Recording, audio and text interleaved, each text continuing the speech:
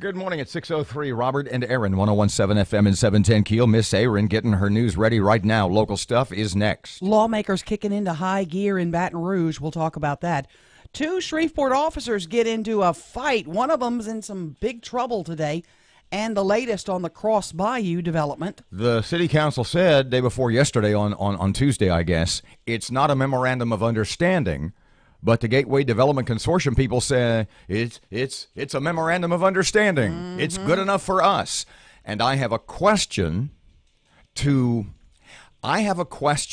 for state officials that we can never ask because maybe none of them would never talk to us again. Oh. I'll tell you what it is in just a couple of seconds. Okay. Fletcher in sports and traffic and weather, and it's all coming up this hour, and it's here on KEEL.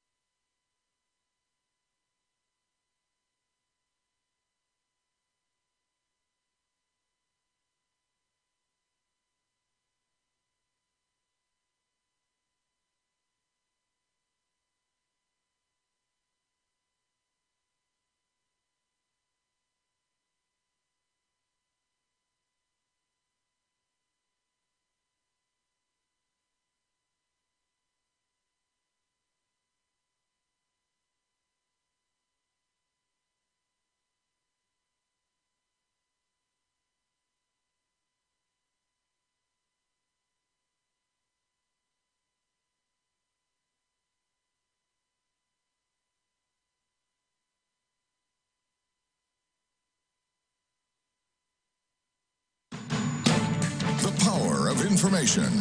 KEEL News now. Lawmakers kick into high gear in an attempt to shore up the budget. Administration Commissioner Jay Darden says the governor wants to renew some of the taxes that are set to expire. He says that would save education and health care. That fix requires about $648 million, which is far less than the $1.4 billion that rolls off of the books on July 1. And that budget gap again reportedly close to $650 million. An argument between officers ends with one on paid leave. Matt Parker with that. Shreveport police are investigating a verbal argument between two officers. Joshua Mayfield and another officer apparently got involved in a heated exchange recently. The altercation led to Mayfield being placed on paid leave by Chief Alan Crump. A statement from the department gave no details about the alleged incident. Mayfield joined the force in 2005. From 101.7 FM and 710 KEEL, I'm Matt Parker. Some evacuated due to an explosion. About 30 people evacuated from their homes near Ringgold. According to reports, the evacuation was ordered after lightning hit a natural gas well and caused an explosion. Crews have since made repairs and made the area safe, so residents have returned. The Cross Bayou development takes the next step forward, but with some changes. The Shreveport Council okayed a resolution to support the mayor's authority to move forward. Now, we caught up with Paul Pratt with GDC on this move by the council. Whatever they want to call it, we accept it as long as we're sitting down at the table and coming up with the final agreement. I think this just gets us there. The final vote was 4-3. Two people were tased, beaten, and robbed last night in Shreveport. Police say a man and woman were standing on Joseph Street when a man came up and tased them. The man then reportedly kicked and punched the victims while they were on the ground before stealing their belongings. So far, no arrests. You get a break on some sales taxes this weekend. You'll pay only a portion of the sales tax on storm supplies. Revenue spokesman Byron Henderson says it's a great opportunity to pick up some essentials. Louisiana residents can buy flashlights, batteries, portable generators, and other hurricane supplies with a discount on the state sales tax. State taxes will be reduced from the usual 5% to 3%. Sabine Parish deputies are investigating the shooting death of David Malmay. According to investigators, Malmay shot at his eventual killer first following an argument. One man was taken into custody and questioned, but was released without charges. Deputies say the two men were related through marriage. Despite higher gas prices, AAA estimates nearly 42 million Americans will travel this Memorial Day weekend. That's a 5% increase from last year and the highest number of travelers in more than a dozen years. Don Redmond says about 37 million travelers will be hitting the roads. There's consumer confidence right now that this is a very robust economy, and the traveling, even though gasoline currently is selling in Louisiana about 50 cents more per gallon than this time last year. And about 3 million people will be flying to their destination. The NFL has muddled a divisive issue even more by announcing the players will be required to stand for the national anthem if they're on the field before games. Mudbug Madness Festival kicking off today. Lots to do for the whole family. As a matter of fact, we kind of enhanced our children's area this year. A lot more interactive activities, and there's karaoke, and there's a little Mudbug Idol contest. So it's going to be fun. The festival runs through Sunday. A homeless man in Philadelphia gets a dream. He got the nickname Harvard by fellow homeless folks because he was always reading. Well, now he's been accepted into Harvard on a full scholarship. He plans to study computer science. I'm Erin McCarty on 101.7 FM and 710 KEEL.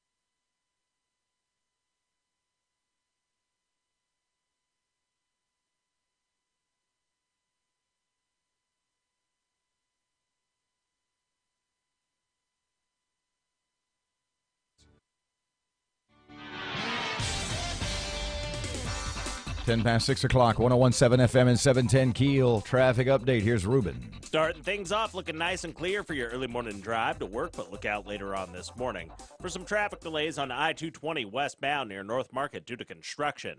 If you have anything to report to us, accidents, hazards, or closures, give us a call at our Planet Fitness Traffic Hotline, 687-ROAD. Your AccuWeather.com forecast. Clouds and sun today. A shower or thunderstorm around for this afternoon. High 89. Plenty of clouds. Low 71 for tonight. With your AccuWeather.com forecast, I'm meteorologist Heather Zaire.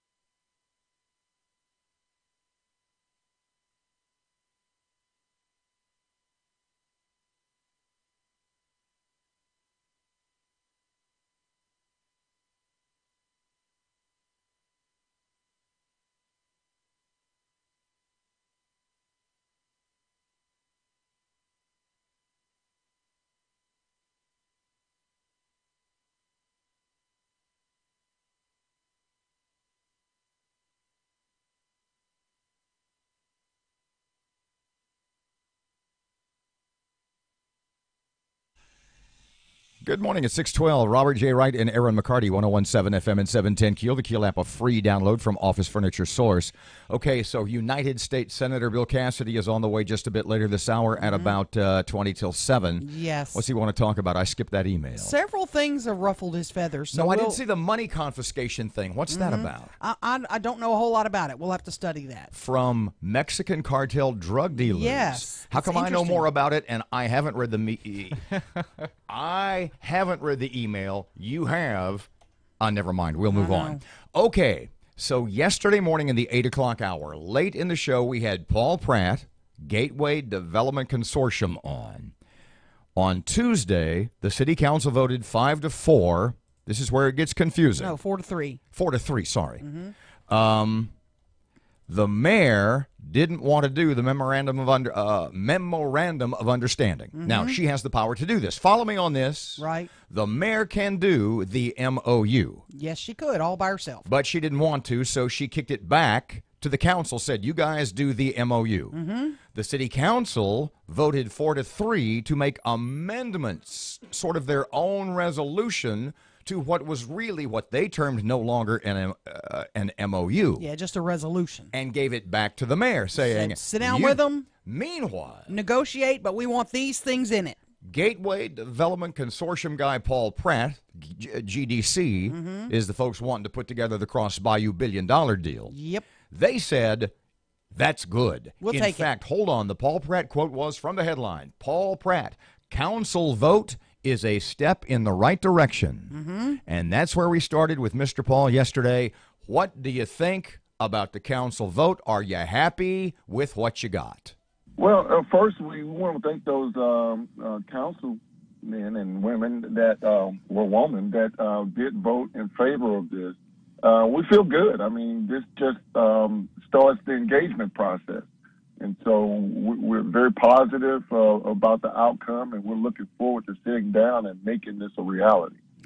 Paul, they put some things on your plate. One being they want to see a commitment from the state on the municipal complex within a year. Is that realistic? I mean, that was already on the plate. I mean, everything that the initial LOI and MOU entailed was already there. This just helps us to streamline and put things more specific. There are 6 agenda items that we will be able to handle. I mean, it was already there. So, what about the financing? That was pretty specific. They want to see financing for 500 housing units. How close are you to that? Well, I mean, the process started last night or yesterday. In order to advance to the private sector and to raise the finances, I mean, we needed a commitment from the city. Part of the MOU is just an agreement to a partnership. So you interpret yesterday's vote by the council, in spite of the fact that they sort of are balking at using the term memorandum of understanding, did you and your folks at GDC, did you take it as a memorandum of understanding? Well, you know, whatever they want to call it, we accept it as long as we're sitting down at the table and coming up with the final agreement. I think this just gets us there. It looks like also that that at that table when you sit down, the council wants it to be you guys and the mayor. Are you comfortable that that's going to happen, that that's going to move pretty quickly? Well, we hope the mayor wants to sit down and advance this agenda item. I mean, we can sit back and do nothing and watch our city decline, or we can do something now, or we can do something later.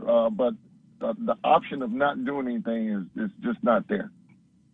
Speaking of involvement by the mayor, as relates to the MOU, it seems to me that Miss Ollie originally sort of kicked it back to the council, and that yesterday the council sort of kicked it back to the mayor. Do you guys feel that way at all? Are you sort of concerned by the, I don't want to say unwillingness of anybody involved to put their foot down, as it were? Is that of concern to you guys at all? We're not concerned. We just know that, you know, we're further along the process than we were a few weeks ago. And if the mayor decides she wants to take the lead, and it's clear that she doesn't, or the council wants to take the lead, we just know that we got to do something.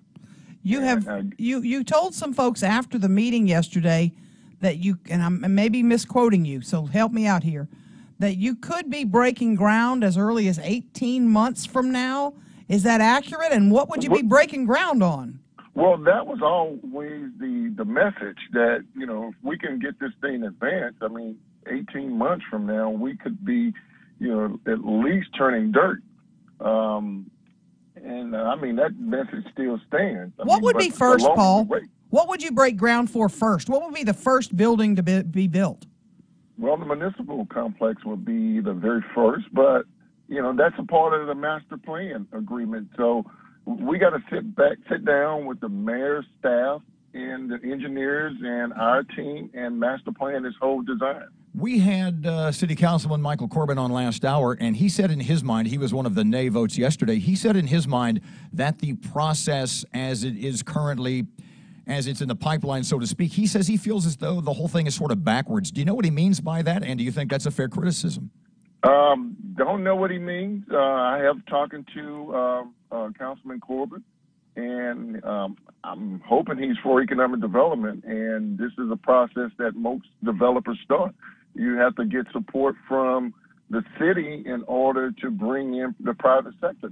I know this is new to the city to have a public-private partnership, but that's what it is. And in speaking with Mr. Corbin, what we sort of inferred was that he and maybe a couple of other council people are still unclear as to what it is that GDC, representing whomever, wants from Shreveport. Can you clarify that for us a little bit, based on the presentation? What does GDC want from the city?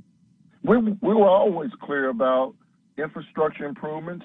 I mean, it's no different from the recent Krogers that came in. I'm quite sure the city provided some infrastructure improvements. Pardon me. As a matter of fact, Mr. Michael said that usually the city does not do infrastructure. So well, there was only 2 cases that we've seen that infrastructure improvement didn't take place, and that was in Southern Trace and Lone Lake. But the city always participates in economic or infrastructure improvement. That's a part of incentivizing a company to move to Shreveport or any city.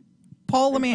That's always been clear. Let me ask you this: the vote that they took last night, does this now begin the process of you bringing in financing? Does that help speed that up? Was that enough for you? Well, on Monday, we brought our developer from Janus Property in, and he talked about that process.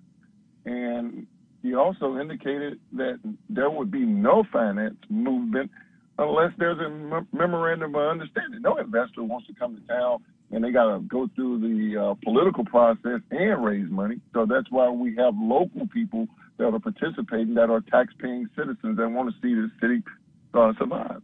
But did you take, so we're back to my original question earlier on, did Janus interpret yesterday's letter as a memorandum of understanding? If Janus isn't willing to move until there's an MOU, was yesterday, in your mind, an MOU?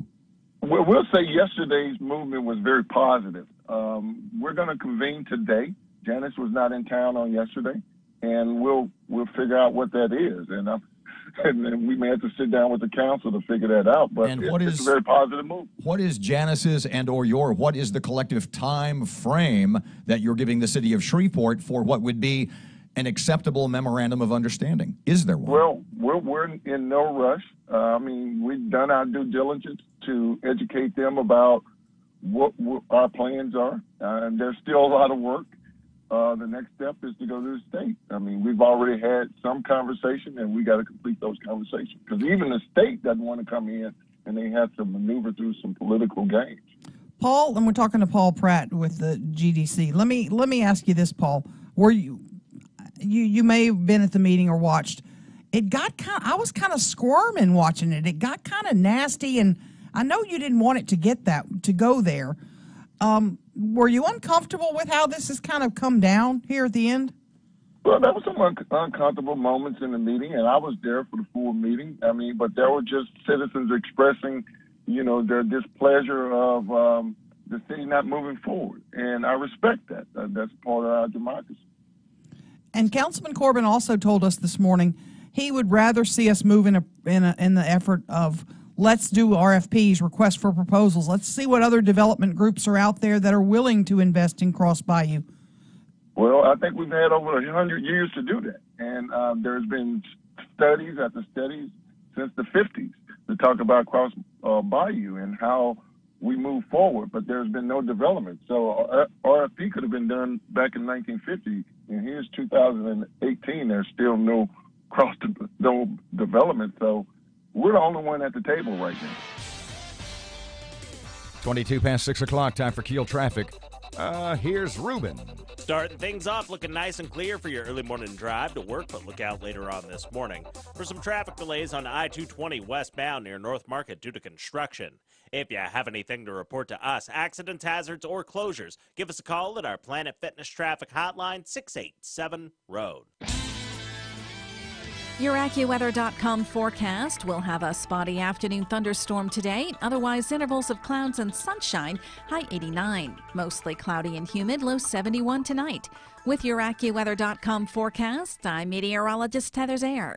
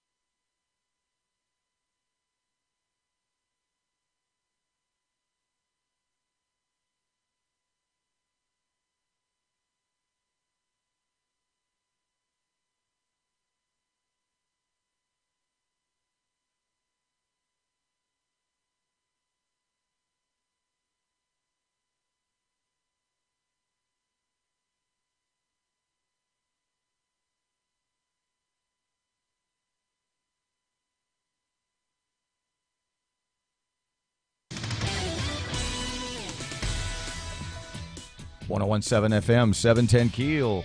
Keel Sports. Good morning from the sports desk of 1130 The Tiger. This is Tim Fletcher. Florida rallied from a 3-0 deficit to beat LSU 4-3, sending the Tigers into the losers bracket of the SEC tournament.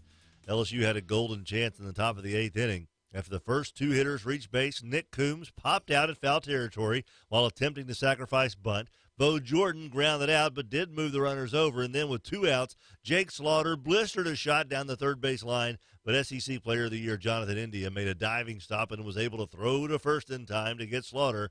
Mikael Hilliard gave up all 4 runs in 4 2/3 innings to take the loss. The Tigers play for their tourney survival at 1 p.m. against South Carolina, a 13-8 loser to Arkansas late last night. Northwestern State got a stellar pitching performance from Ridge Heisler in a 2-1 win over McNeese State in the first round of the Southland Conference Tournament. The Demons scored their runs in the 7th, and they'll face Southeastern Louisiana at 4 p.m.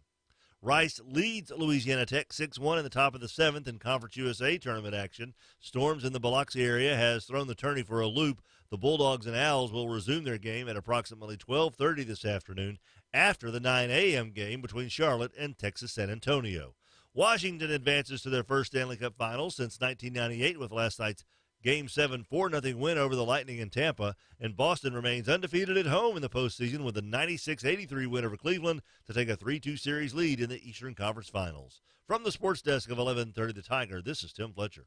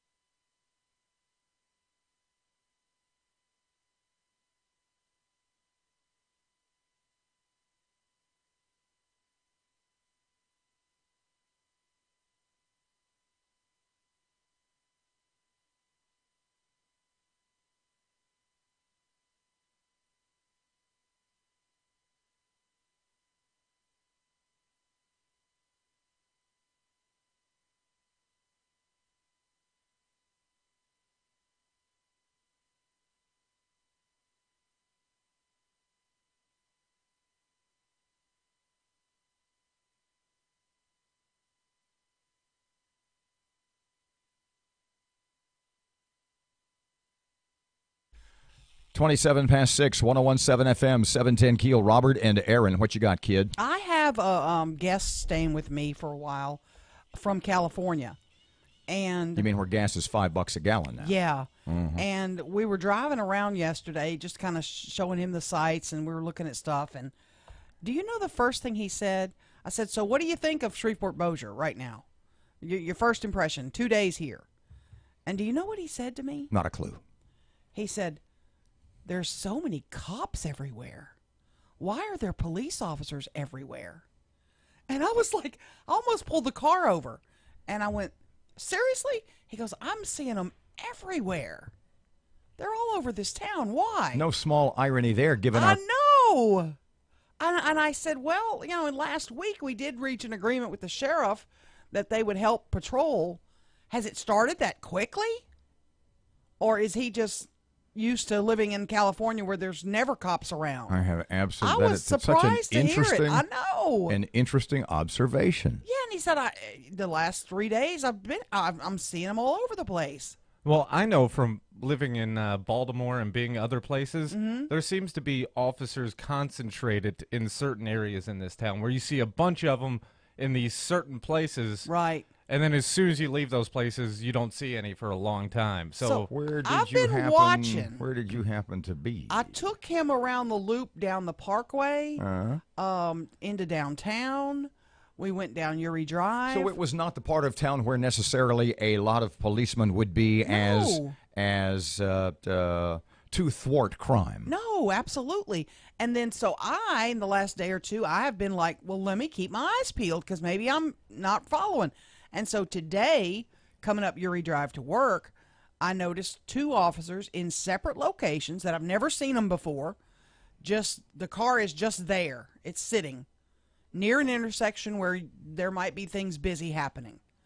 And I thought, they've got them fanned out for some reason. An interesting observation. Yeah. From an out-of-towner. It was very interesting. 101.7 FM, 710 Keel. Miss Erin has local news just a couple of seconds away. In the meantime, traffic update for Thursday. Here's Ruben. Everything's still looking nice and clear for your early morning drive to work or school, but look out later on this morning for some traffic delays on Shed Road near Swan Lake Road in Bossier City. If you have anything to report to us, please give us a call at our Planet Fitness Traffic Hotline, 687-ROAD. Your AccuWeather.com forecast. Clouds and sun today. A shower or thunderstorm around for this afternoon. High 89. Plenty of clouds. Low 71 for tonight. With your AccuWeather.com forecast, I'm meteorologist Heather Zaire.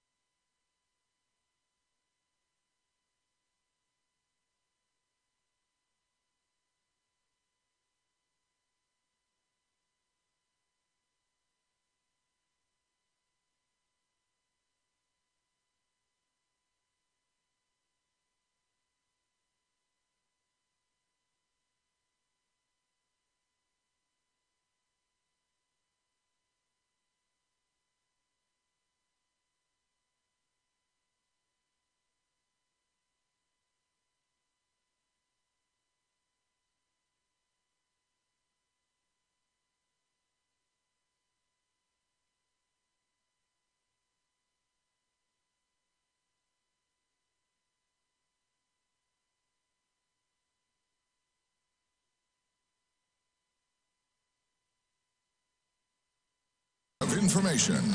KEEL News now. Some people evacuated due to an explosion. Matt Parker has that story. About 30 people were evacuated from their homes near Ringgold Wednesday night. According to reports, the evacuation was ordered after lightning hit a natural gas well and caused an explosion. Crews have since made repairs and made the area safe so residents can return home. From 101.7 FM and 710 KEEL, I'm Matt Parker. Shreveport police investigating a verbal argument between two officers. Joshua Mayfield and another officer apparently got involved in a heated exchange. The altercation led to Mayfield being placed on paid leave by the chief. No details have been given about the alleged incident. Darian Miles, the teenager who was shot at by Police Chief Alan Crump last year, has been sentenced to 2 years in prison for auto theft. The guilty plea means that the chief will not have to testify about the arrest and what led him to fire shots at Miles. The mailman makes a surprise delivery in Shreveport. NBA legend and Louisiana Tech alum Karl Malone stopped by the Salvation Army Boys and Girls Club to talk with the children. Malone talked about the importance of school, family, and being respectful. The special session rolling along with lawmakers struggling to find a fix to the budget shortfall. It could devastate health care and higher education.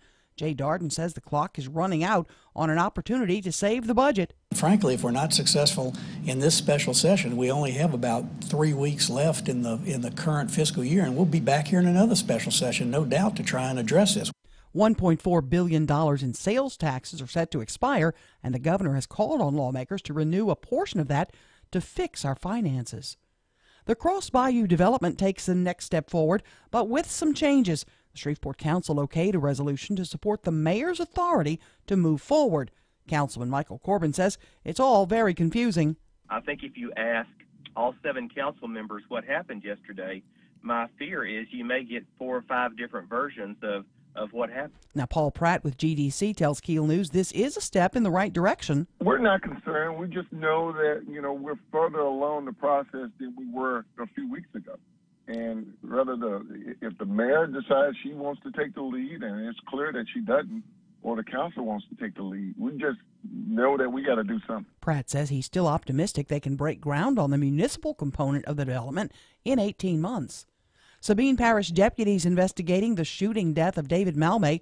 According to investigators, Malmay shot at his eventual killer first following an argument. One man was taken into custody and questioned, but was released. Another Super Bowl for New Orleans. The Dome will be home for the game in 2024. New Orleans Sports Foundation President Jay Cicero says the NFL used to have multiple teams bidding for one Super Bowl, but they changed the bidding process because there were cities that are losing against new stadium cities, and that's a little bit of an embarrassment to the team owners of the losing cities as well as the elected officials. While we're talking about the NFL, a newly announced NFL policy requires players to stand for the national anthem. Football fan Evan Adler says the players brought up serious issues by taking a knee, and that shouldn't be dismissed. I understand the NFL is its own entity, but for you to make a statement like that and to stop, men from speaking their voice of something that's really, a lot of injustice that's happening, then you should be paying more attention to that. The league says when the national anthem is playing, players have to stand while on the field, or they have to stay in the locker room until it's over. Mudbug Madness kicking off today, and the highlight, of course, the mudbugs. About 80,000 pounds of crawfish over 4 days. And then, of course, there's crawfish etouffee, there's fried crawfish po' boys, there's crawfish made up in every way. Terry Matthews says the children's area has been expanded this year, and the musical lineup is quite special, too. This will make you wonder, what were they thinking? A priest caught 2 people getting busy under the statue of the Virgin Mary at a Catholic church in New Jersey. The couple now facing lewdness charges. I'm Erin McCarty on 101.7 FM and 710 KEEL.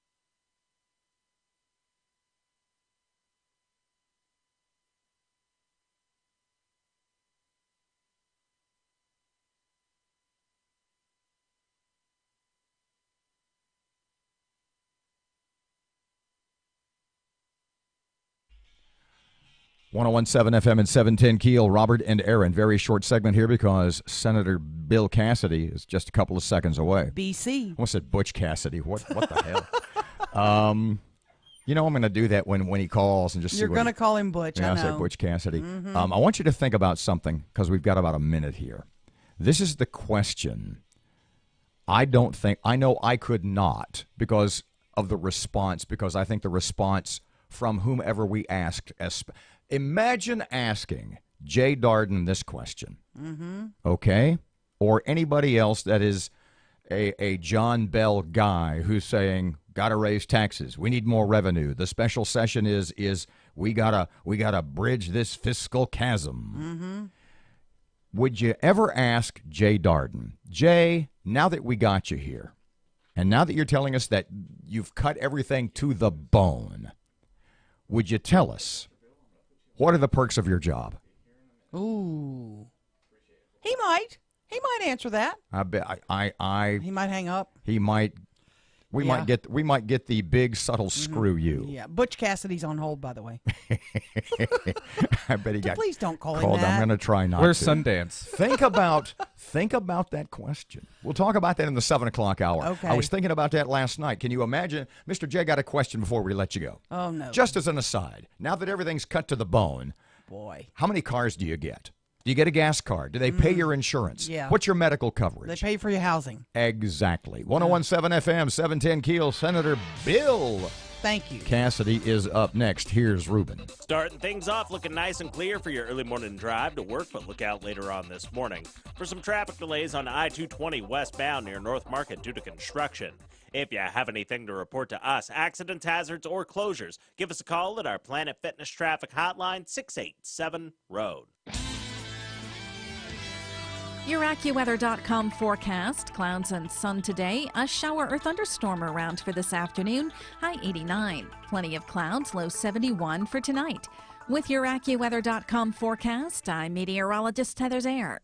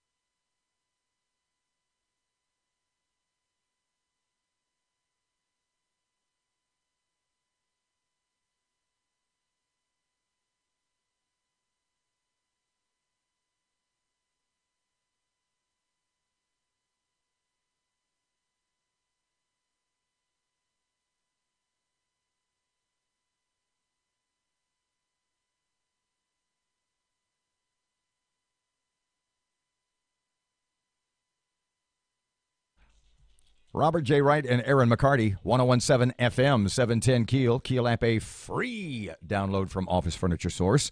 United States Senator Bill Cassidy is here. Hey, Dr. Bill, how are you this morning? Good, good. Now, you realize we joked a few weeks ago about your birthday. Now, there's folks below a certain age who don't know who Butch Cassidy is. And so, both of you're dating yourself now. Well, that's because nobody likes us that much. You're right. We got the email yesterday from your office, and it talked about your proposal that is coming up about confiscating money from Mexican drug cartels. Sort of a two-part question. One, tell us how that's going to work, and B, how could anybody think that was not a good idea? So cartels move about $110 billion, that's with a B, $1 billion from the United States down to Mexico every year. Our government gets about $7 billion of it. So one, we can do a lot better than we're doing. My office is going a deep, deep dive. How do we make it so that we do get more? Think about it. This is not the supply of drugs. This is not the demand for drugs. This is the financing of the drug trade. If you take out the financing, the deal doesn't happen. So we think it's got lots of good things about it. So what would you do with all that money? It's the border wall money, right? Secure the border. why not? If that's where the drugs are coming across, make it harder for the drugs to come across. But the money's being used somewhere now. Who would we be taking it from? So the $7 billion now is used by Homeland Security. What I would propose is that we bond it out so that, we do that in Louisiana. We have unclaimed property that we know any given year we're going to have a certain amount, and people never claim it. And so we bond it out, and we do things like complete I-49 North. And so if we could bond this out, as we do in Louisiana, you would have an income stream, and you don't have to take all $7 billion, do $3 billion.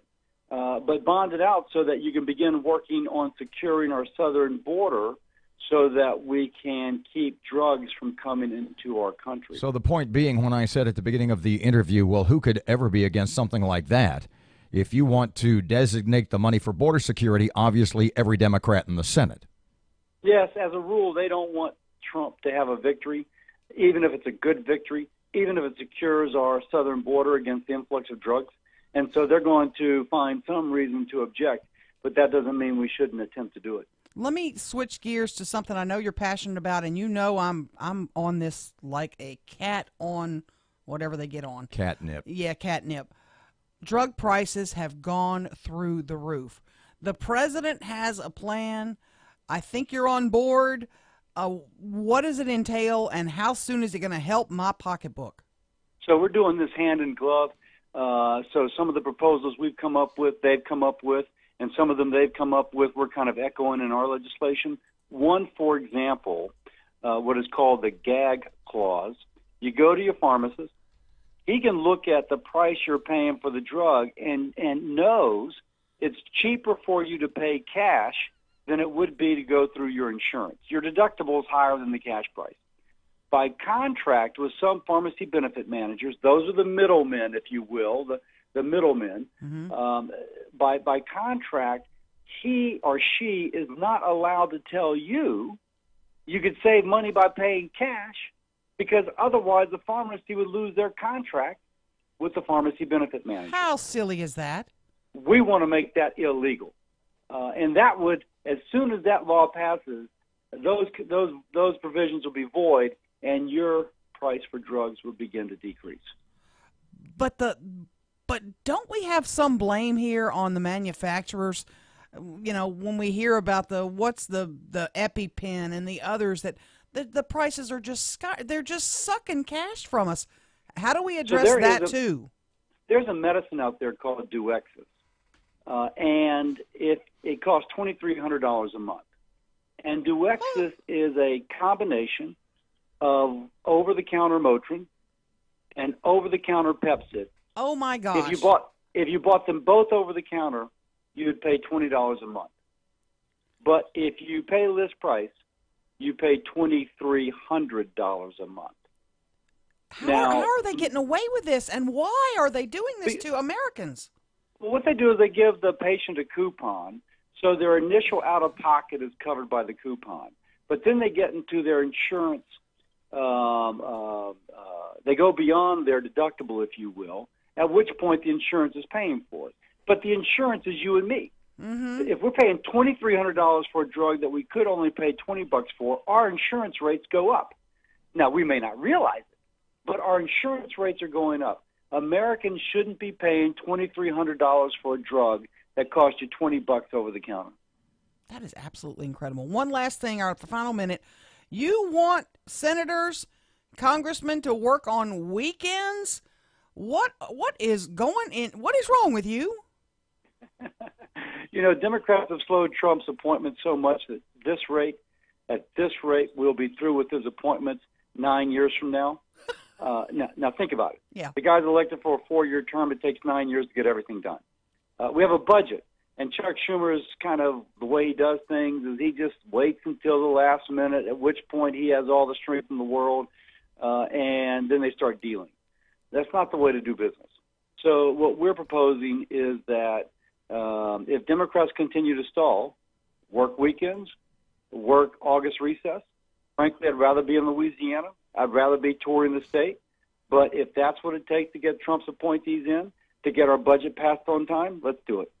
Senator Bill Cassidy, thank you so much for your time this morning.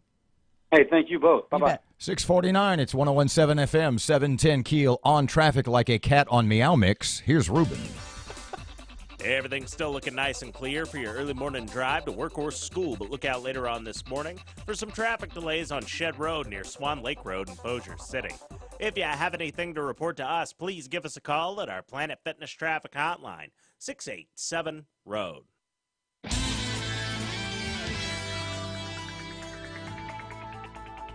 Your AccuWeather.com forecast. Clouds and sun today. A shower or thunderstorm around for this afternoon. High 89. Plenty of clouds. Low 71 for tonight.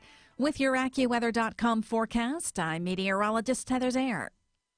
He's the Cajun Rush Limbaugh. He's Moon Griffon, and we have him weekdays from 9 to 11 on 1017 FM and 710 Keel. KeelNews.com. KeelNews.com.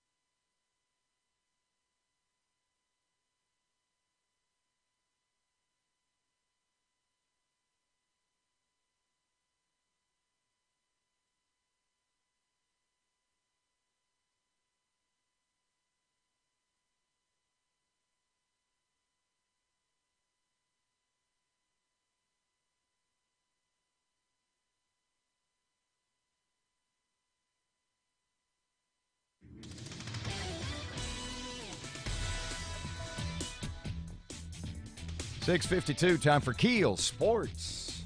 Good morning from the sports desk of 1130 The Tiger. This is Tim Fletcher. Florida rallied from a 3-0 deficit to beat LSU 4-3, sending the Tigers into the losers bracket of the SEC tournament.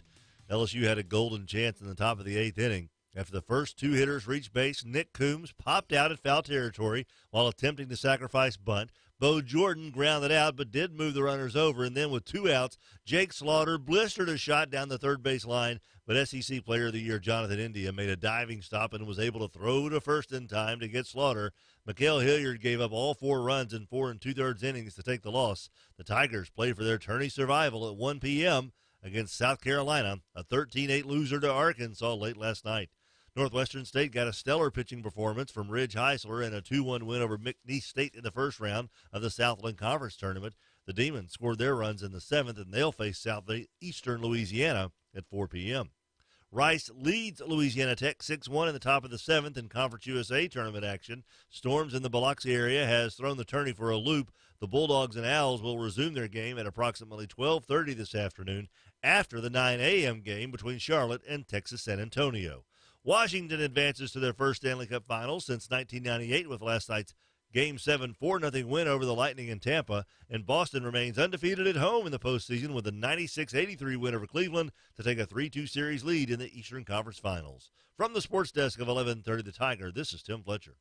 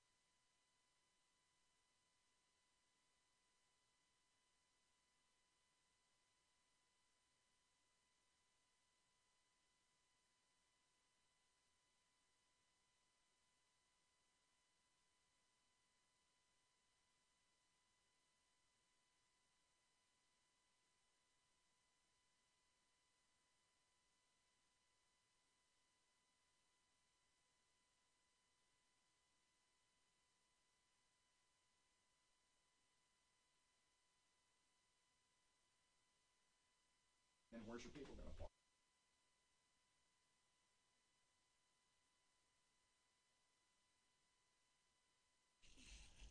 We need to talk about, we will definitely discuss this in detail in the first segment in the 7 o'clock hour. Yeah, I have to wake somebody up here in a few minutes. No. That I've never awakened we'll before. wait till later in the hour. You and I can discuss this because I want you to relate to me and the listeners the article you found about potential casino expansion. 101.7 FM, 710 Keel, Robert J. Wright and Erin McCarty. It is 6:56. Memorial Day weekend lies ahead. Mike Middleton, Caddo Commissioner, at about 7:30 or 7:33, 34, somewhere in there, about commission plans to remember the fallen. Absolutely. This weekend, specifically Monday. 6:56. Here's Rush on Keel. You remember 8 years ago, teachers across the country made their students sing songs praising a new president. The lyrics went like this: Barack Hussein Obama. And for all your great accomplishments, we all do say hooray. Hooray, Mr. President, you are number one. Well, teachers aren't teaching those songs anymore. There's no hoorays in schools these days when it comes to the president. Lily Eskelsen Garcia, president of the National Education Association, says that Donald Trump is scaring children across the country to tears. Ms. Garcia told the National Press Club last week that Trump creates fear in children, and that is unforgivable. She said that for the first time in our country's history, and I've talked to these teachers, she said, we have to comfort crying children because they are afraid of their president. The kids who are afraid, according to the NEA president, are girls wearing hijabs, children named Muhammad, Alfredo, and Juanita, as well as transgender children who just want to use the bathroom. Now, Ms. Garcia, you know who's responsible for scaring America's school children? You and your cohorts, your far-left teachers union. You're the ones teaching kids lies about the president and everything else. You're the one actually making them cry. And the thing is, they should cry once they figure out what a rotten education they're getting from you and the NEA. I don't blame them.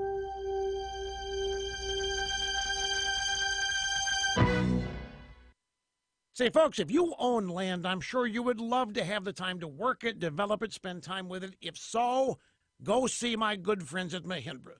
Because for a limited time, you can get one of Mahindra's best-selling tractors, the 2555 Shuttle with loader, and get up to $9,000 off MSRP. With 55 horsepower, it's great for all of you hobby farmers. Plus, the 2555 includes an industry-leading 7-year limited powertrain warranty. Mahindra also offers a full lineup of tractors from 20 horsepower all the way up to 125 horsepower. For offer details or to learn more about the world's #1 selling tractor, visit MahindraUSA.com. Take advantage of rock-bottom prices and test drive a Mahindra today at Kelly Tractor and Equipment in Longview or visit kellytractor.net. That's kellytractor.net. The intersection of West 70th Street and Mansfield Road is dealing with some slow-moving traffic right now. And we have some traffic delays on McDade Street near Barksdale Boulevard in Bossier City. If you have anything to report to us, please give us a call at our Planet Fitness traffic hotline. That's 687-ROAD. Your AccuWeather.com forecast. Clouds and sun today. A shower or thunderstorm around for this afternoon. High 89. Plenty of clouds. Low 71 for tonight. With your AccuWeather.com forecast, I'm meteorologist Heather Zaire. Breaking news and trending talk. This is 101.7 FM and 710 Keel. KEEL, Shreveport.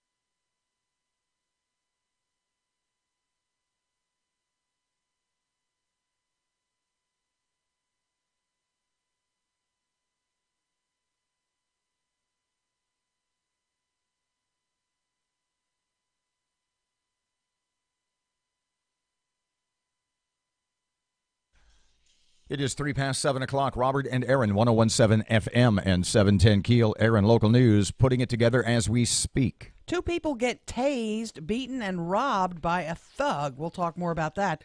Lawmakers trying to struggle with the budget. That's coming up, too. And the mailman delivers right here. Need to find out. I want to know more about what you think about my question for lawmakers who think we're not paying enough in taxes. Would you ask that question? What's the question? If you missed it, I'll let you guys know. The special session, is it over before it starts? Oh, I hope not. And I hope so. And you? Because they want more of your money. We'll see. We've got lots to talk about. Okay. Fletcher and sports and traffic and weather, and it's all coming up this hour, and it's right here on Keel.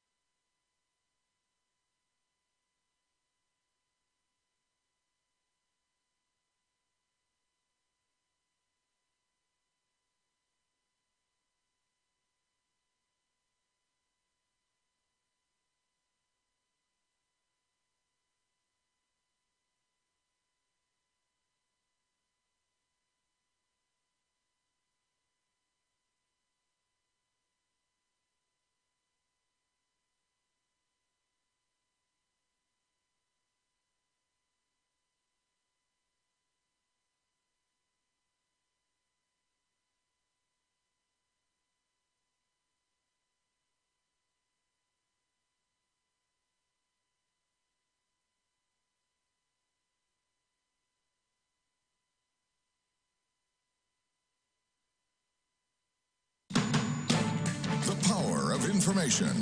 KEEL News now.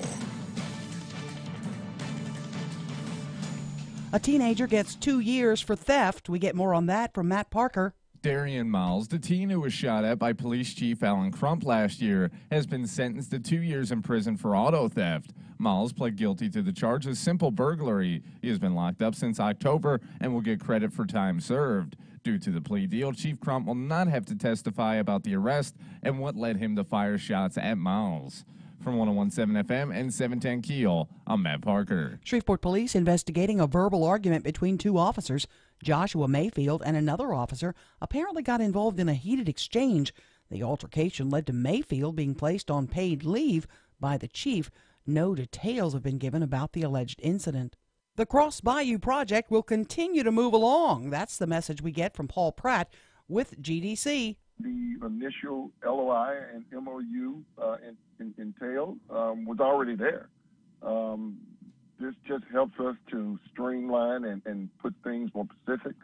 There are 6 agenda items that we will be able to handle. I mean, it was already there. The council approved a resolution encouraging the mayor to continue the discussions, but it also included some guidelines about what would be acceptable.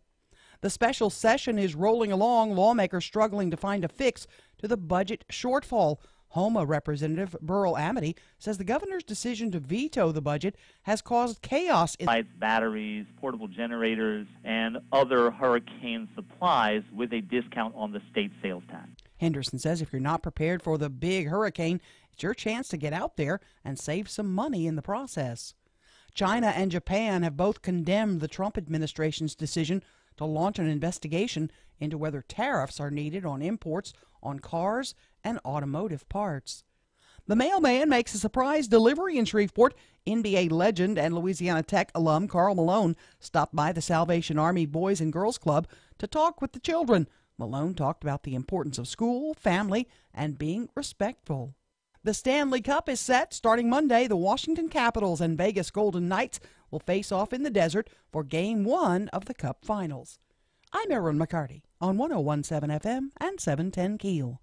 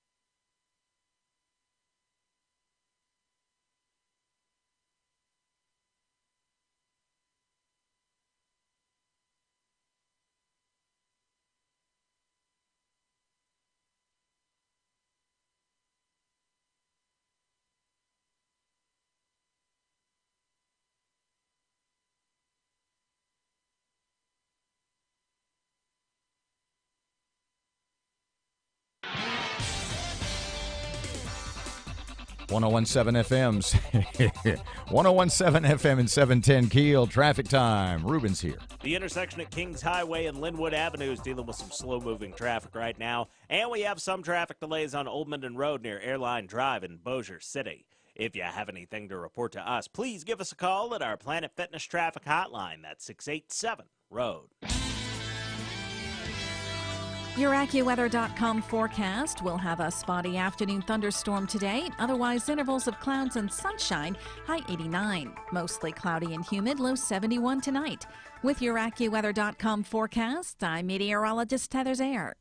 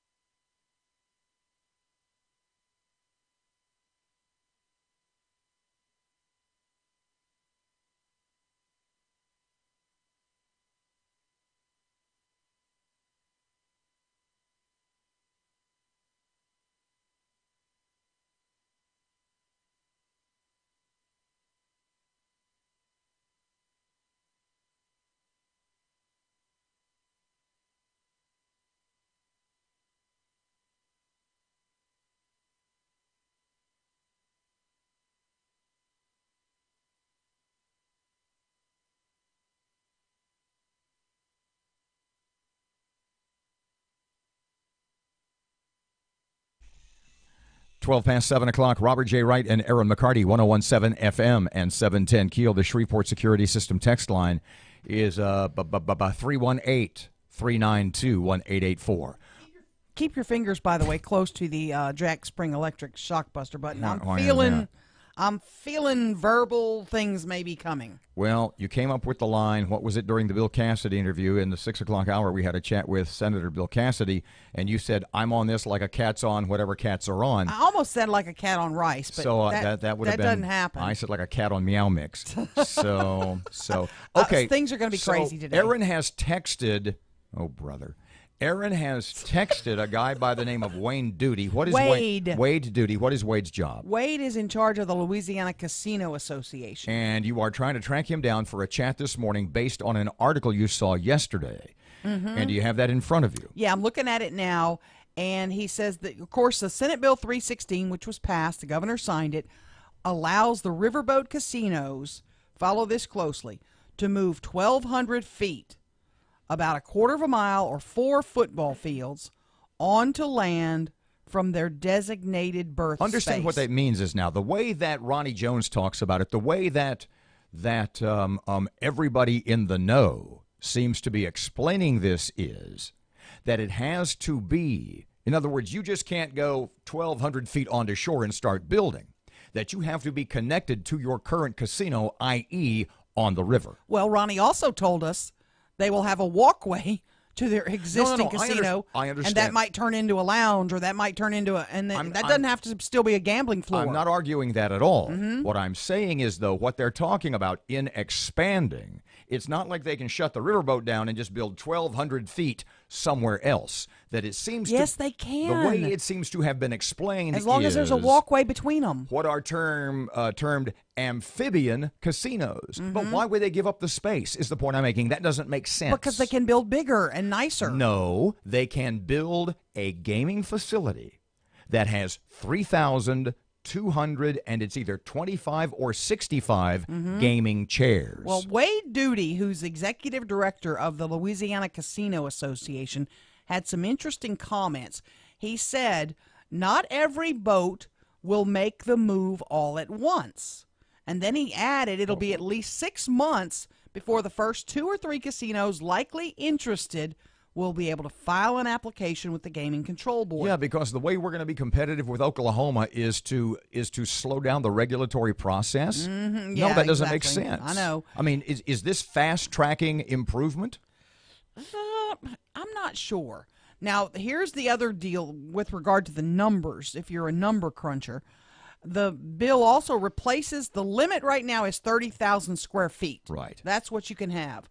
Instead, you'll be capped at 2,365 gaming That was my positions. Number. 2365, Mhm. which includes slot machines, Yep. chairs at blackjack tables, Yes. positions at a craps table. Mhm. But as I've mentioned so many times before, if you're in the gambling industry, if you've got you a boat, soon to be an amphibian casino, the money's in slots. What I would like to know is now, today, how many gambling Gaming positions are there? Positions. Is this like doubling it? As many as they can. And the interesting thing, the thing that Matt brought up so many times is, why is 2365 acceptable? Why is 2366 unacceptable? Mm-hmm. Why didn't they just say, look, you can have as many gaming positions?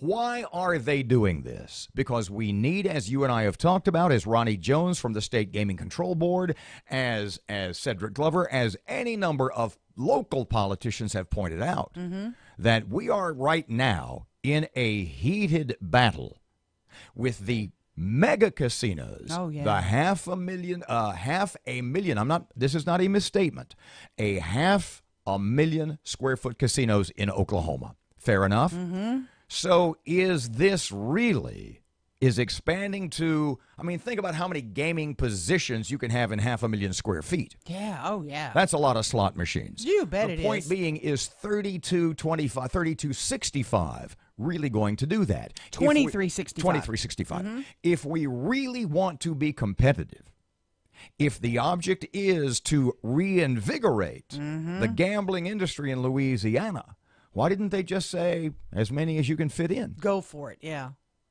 I mean, why is 2365 okay and 2366 against the rules? Well, Ronnie said, because we asked him that very question, and he said it was tough to get the votes for even this. If you expanded any more, the anti-gambling expansion crowd would get even louder and bigger. So 2365 is okay. 2366 is against. That's where you start. He said 2366 is a sin. That's where you start getting into problem areas. Now, the other thing Duty said, and I this is interesting. Mr. Duty said what's happening right now, and we're not hearing much about it, is that the casinos across the state are pricing their onshore plans and beginning to look at how they can raise the money. So I would be curious which local boat is going to be first to the punch, and or how much is it going to cost? Who's got the room? Margaritaville has the room. Margaritaville does.